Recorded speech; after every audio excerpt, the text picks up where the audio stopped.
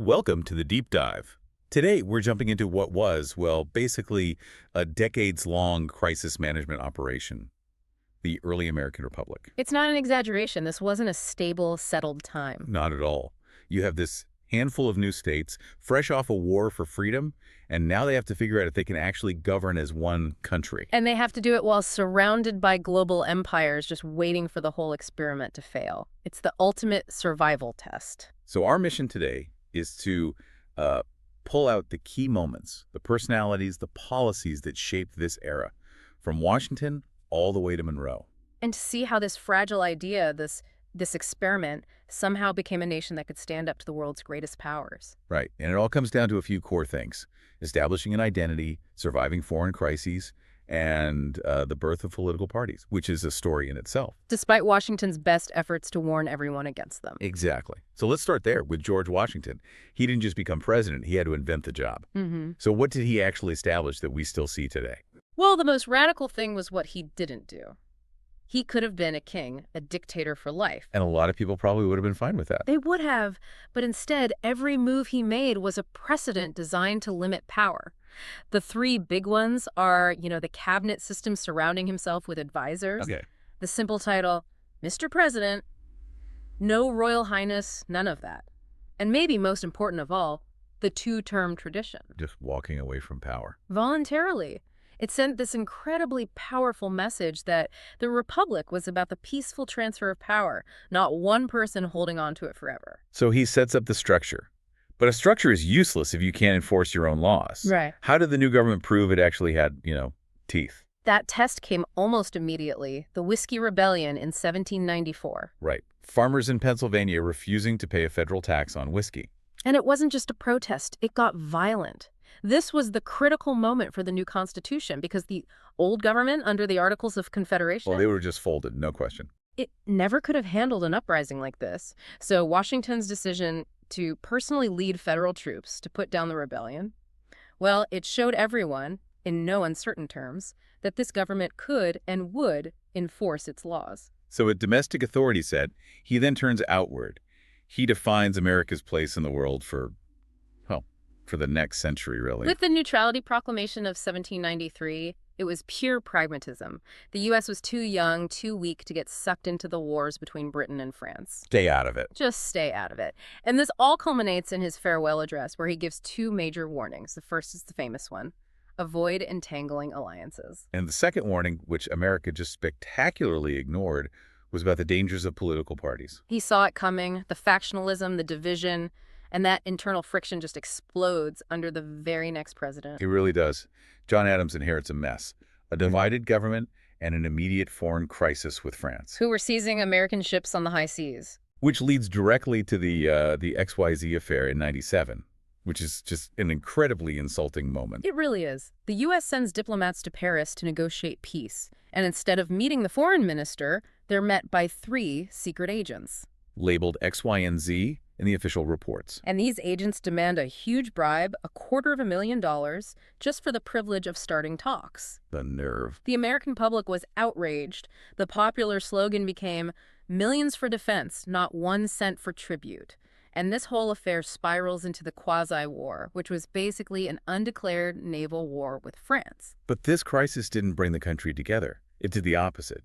It just poured gasoline on the fire between Adams's Federalists and the opposition, the Democratic Republicans. Who were led by his own vice president, Thomas Jefferson. Talk about an awkward office dynamic. I can't even imagine. Yeah. And that stress leads to one of the most controversial moments in this whole era. The Alien and Sedition Acts. The Sedition Act, in particular, was a direct assault on the First Amendment. It made it a crime to criticize the president or the government. A law designed purely to silence political opposition. Exactly. It shows you just how threatened the Federalists felt, that they were willing to sacrifice a fundamental freedom to stay in power. And that's the toxic environment heading into the election of 1800. But for all the bitterness of that election, it's famous for one really crucial reason. The peaceful transfer of power. Jefferson wins, Adams loses, and power changes hands. No coup, no civil war. And you can't overstate how important that was. It proved the system worked. that the Republic could survive intense political division. It was a massive victory for the Constitution itself. Now, Jefferson is often associated with, peace and small government, but his legacy is dominated by the single biggest expansion of government power imaginable. The Louisiana Purchase of 1803, the Big Buy. Just an unbelievable deal. Napoleon needs cash for his wars, so he offers the entire Louisiana territory for $15 million. And just like that, the United States doubles in size. But here's where it gets really interesting for Jefferson personally. Because he's a strict constitutionalist? The strictest. His core belief was that the government could only do what the Constitution explicitly said it could do. And there's no clause in there that says the president can buy half a continent. Not a word. So Jefferson had to wrestle with his deepest political principle. He basically had to set it aside because the strategic value of the purchase was just too great to pass up. So once they bought all this land, they had to figure out what was actually out there. Which brings us to Lewis and Clark.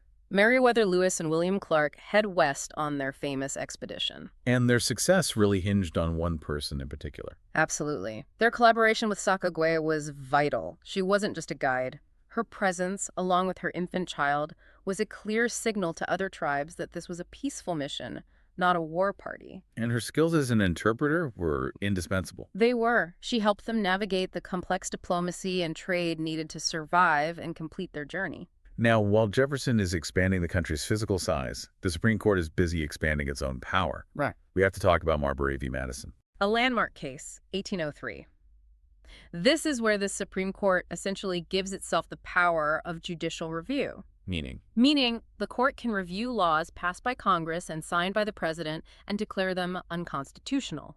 It wasn't explicitly written in the Constitution, but Chief Justice John Marshall made it happen. And that fundamentally changed the balance of power forever. It made the Supreme Court a true co-equal branch of government. Okay, but not everything Jefferson touched turned to gold. He did have one major foreign policy failure. The Embargo Act of 1807. It was a complete disaster. What was he trying to do? He was trying to use economic pressure to stop Britain and France from seizing American ships, so he banned all American ships from sailing to foreign ports. The idea being that they'd miss American trade so much they'd have to respect U.S. neutrality. Right. But instead of hurting Europe, it just collapsed the American economy. It was a total backfire. And that continued harassment on the seas leads us straight into the next presidency, James Madison, and the War of 1812. It was almost unavoidable. You had three main causes pushing the U.S. towards war. First, British impressment. Which is basically kidnapping American sailors and forcing them into the British Royal Navy. A huge violation of national honor and sovereignty. Second, they were constantly interfering with American shipping. And third, the British were actively arming and encouraging Native American resistance in the West, particularly under the great leader Tecumseh. So war breaks out. Yeah. And it's a volatile, shocking conflict. The lowest point probably came in 1814. Without a doubt.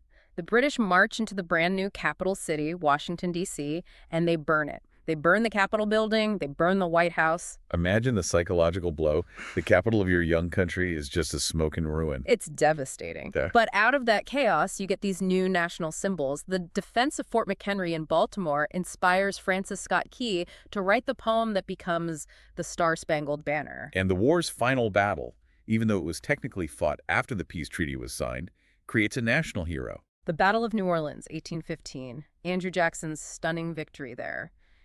It just electrifies the nation. It makes them a legend and gives Americans the sense that they've truly won. So what's the big takeaway from the war? What did it all mean? It was a reset. First, economically. The wartime blockade forced Americans to start making their own goods, which gave a huge boost to U.S. manufacturing. And psychologically. That was the biggest change. There was this massive surge in nationalism, the shared experience of the war, the highs and the lows. It really solidified a national identity. The experiment was no longer fragile, it was permanent. This new confidence ushers in the presidency of James Monroe, the so-called era of good feelings. Right, because for a little while at least, the intense party fighting died down. But Monroe's legacy is really defined by one single, incredibly bold foreign policy statement. The Monroe Doctrine of 1823. This is America basically drawing a line in the sand for the entire globe. And what did it say? It had two main points. One, European powers could no longer colonize or interfere anywhere in the Western Hemisphere. This half of the world is off limits. And in return? In return, the U.S. promised to stay out of European affairs. It was a declaration of regional dominance that would shape American foreign policy for more than a century. It's amazing. Now let's circle all the way back to Washington's warning about political parties, because that fundamental split he feared was the engine driving almost everything we've just talked about. It really was. The whole era was defined by the fight between the first two parties. You had the Federalists, led by guys like Alexander Hamilton and John Adams, And what was their vision? a strong central government, an economy based on manufacturing and trade, and a loose interpretation of the Constitution. They believed the government had implied powers to do things like create a national bank, And on the other side were the Democratic Republicans. led by Jefferson and Madison. Their vision was the opposite: a limited federal government, an economy based on agriculture, and a very strict interpretation of the Constitution. If it's not written down, the government can't do it. Exactly. And that argument, how much power should the federal government have, that was the core conflict of the entire early republic. It's just a remarkable journey, from Washington creating the very structures of the presidency, to Adams facing down foreign threats, Jefferson doubling the nation's size, and Madison forging an identity in war. All the way to Monroe declaring America's sphere of influence to the world. And the individuals. Washington, Hamilton, Jefferson, Jackson, Sacagawea, Tecumseh. They collectively built the foundations of American government, geography, and foreign policy. And that stability they finally achieved brings us to a final provocative thought for you to consider. George Washington's primary warning in foreign policy was to avoid permanent alliances. It was a cornerstone of his thought. Stay neutral, don't get entangled. Yet the Monroe Doctrine, while it preached neutrality towards Europe, effectively created America's first permanent regional commitment.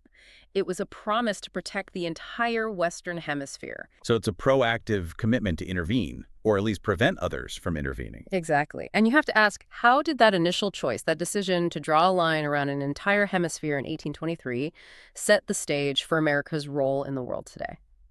That founding principle was non-intervention, but one of our first major foreign policies was a massive interventionist statement. Think about how that tension still plays out.